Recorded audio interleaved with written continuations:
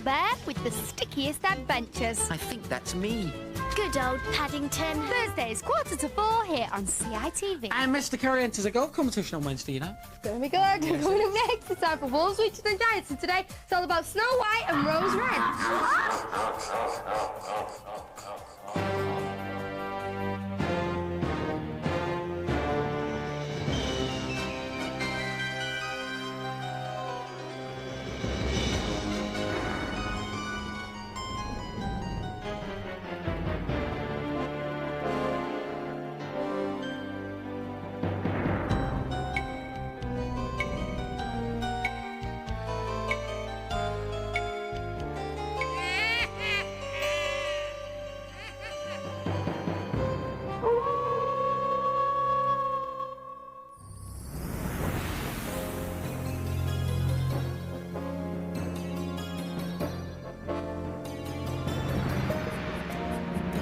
You poor children, what brings you here? Come inside and stay with me. I will not harm you.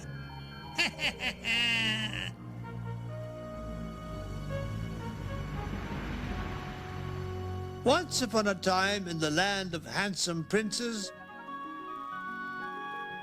noble kings,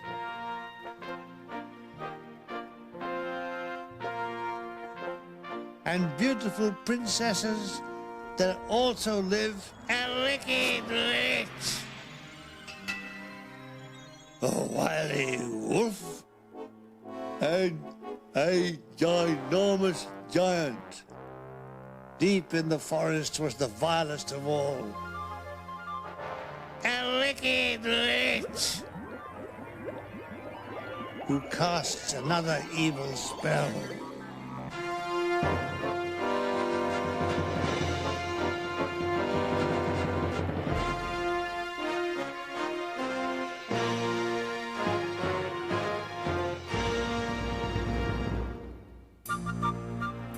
Once upon a time, a poor widow lived with her 2 children, Snow White, no relation, and Rose Red. The children were unbearably good to their mother, washing up, tidying their bedrooms, and even finding the TV remote control behind the cushions. One winter's evening, as the first snows arrived, life was much as normal. Mum dozing in a chair, and the girls doing the ironing and clearing up. Suddenly, there was a knock on the door. "It's probably someone I can be kind to," said goody-goody Snow White, no relation. But when they opened the door, they found to their horror that the visitor was a big fat wolf. Hello, little darlings. Can I come in and warm myself by the fire? "Of course," said the girls, trying to be kind as usual. And perhaps a bowl of soup, some roast beef with Yorkshire pudding. "And horseradish?" Forget the radish, baby. Just give me the hoist. Mother was alarmed by this turn of events. After all, they were a very poor family and could hardly feed themselves. "How long were you planning to stay?" Not long, only till the spring. He made himself so at home that he even had his own place at the head of the table and even carved the Christmas turkey.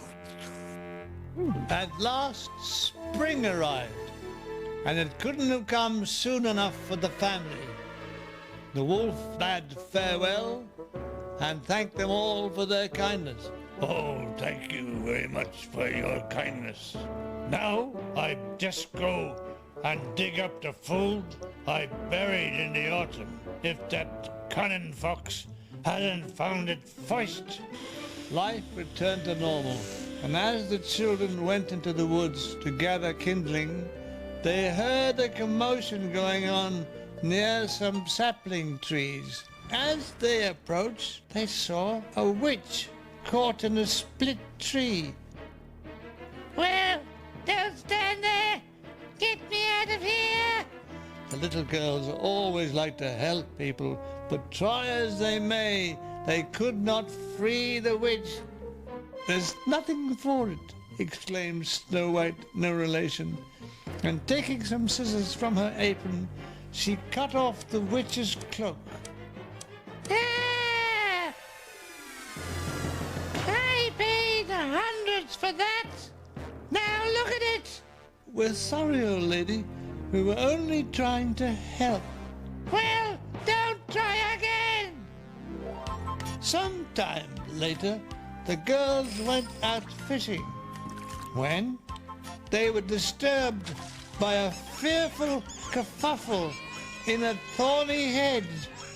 The witch, who was stealing birds' eggs, became completely caught by her hair in the thorns. Oh, it's you two again! Well, get me out of here, but take care this time! As before, the girls tried to help her, but to no avail.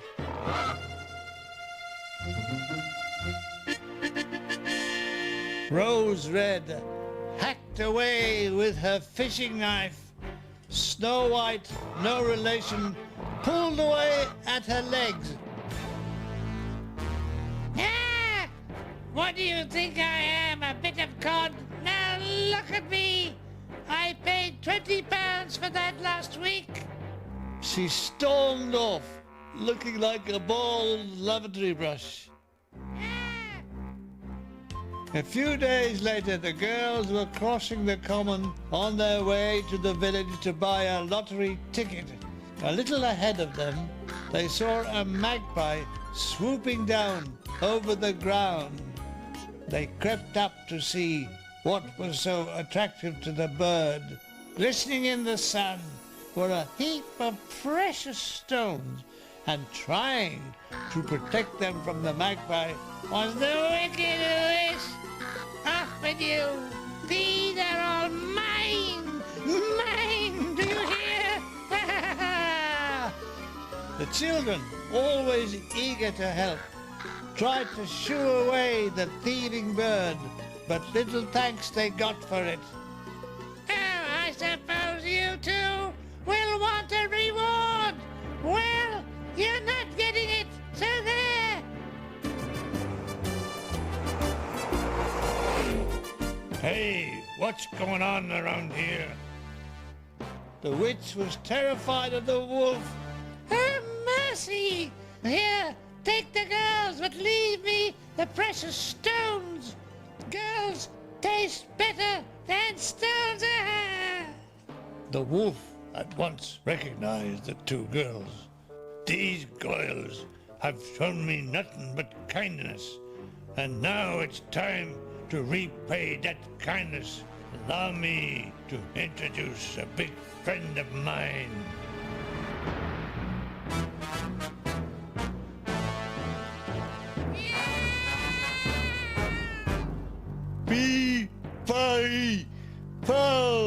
Pum!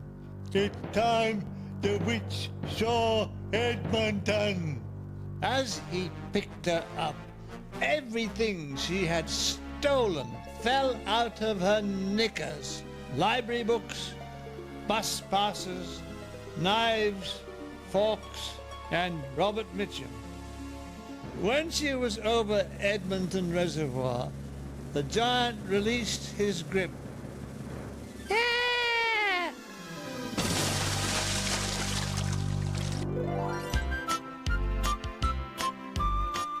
Now we won't be able to thank him.